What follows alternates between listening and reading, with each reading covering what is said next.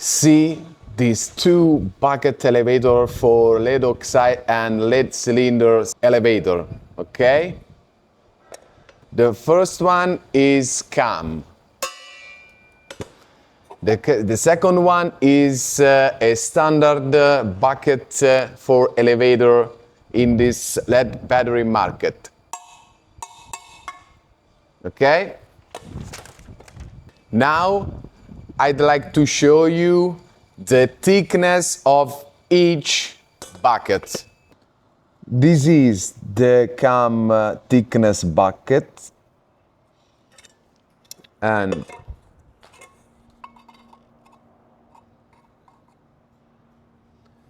this is the standard bucket thickness bucket, okay? That's it, my friend. This is the mathematical proof of what happens when you think you are save money on a quote. That's it. You didn't get a better price. You simply bought less steel, less raw material, less durability, less operational lifespan.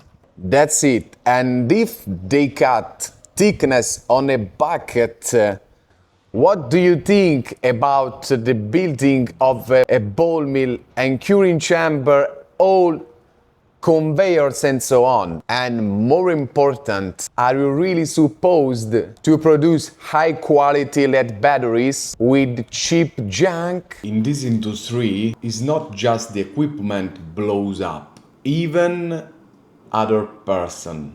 Because when the elevator jams and the production shut down, ownership doesn't demand answer from the chip supplier. They demand answer from the decision maker. Or you can sleep soundly at night by choosing a focused company devoted to building top-tier machinery. That's it. I am Francesco Marfisi, live from CAM, the lead oxide specialist. Bye.